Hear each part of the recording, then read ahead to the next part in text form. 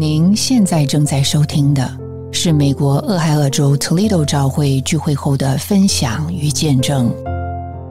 今天要和您分享的题目叫谁照亮了香草山。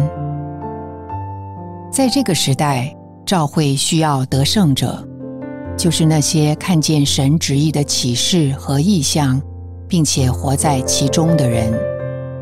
在异象中，他们得着生命与活力，胜过一切的黑暗和死亡。神向着他所呼召的人启示异象，都是在山上。在山上，神向摩西启示神团体的子民做他实际的居所。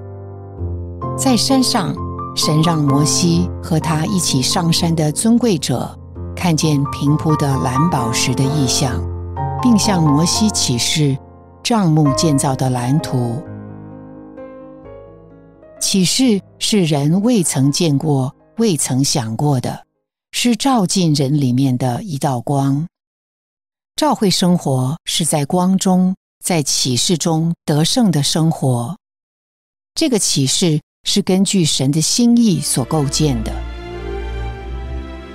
我们就像离开埃及，经过旷野，进入神应许之地的以色列人，登上一座一座有着特殊意义的高峰。有时我们的鞋子里还留着旷野中的沙，下一秒我们就进入了流奶与蜜之地。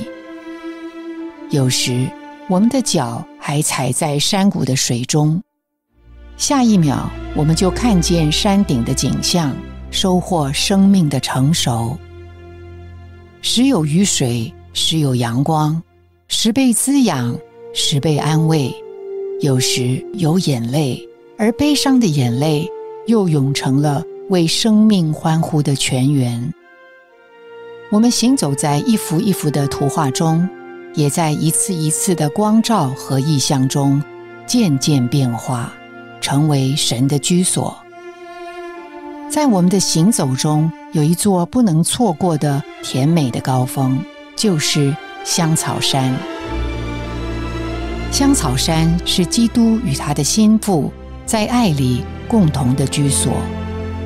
这是一个满了生命香气的居所，是预备好了等候良人进入的园子，是启示录中装饰整齐迎接丈夫的心腹，更是历世历代蒙救赎的器皿，在异象启示里被更新变化，成了神永远的居所和满足。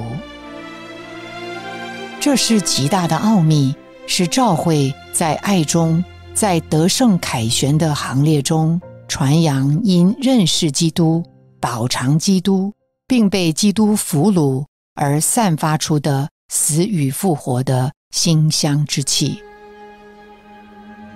神在他不改变的旨意里，在永远的光中照亮孕育了香草山。这个得胜属天满了香气的圣别居所，是神性调和着人性，是神与他所爱的佳偶经过一切的生命交织所产生的杰作。如今我们与我们的主回家了，正如一首诗歌所说的，安家在教会，不再无家可归。神有家召会，神不再感无家可归。基督与教会这个隐秘的奥秘，如今已向我们照明，并使我们活在其中。这里满了属天的意象，神圣的启示，满了使神舒爽的香气。这座神所照亮的香草山，是得胜者的家，是启示异象的高峰，是神与人共同的居所，是基督与教会共谱的歌中之歌。感谢您的收听，希望您能从今天的信息中得到亮光和启示。你的点赞、留言、分享、转发是我们持续制作的动力。我们的网址是 thechurchintoledo.org。期待我们下次空中再会。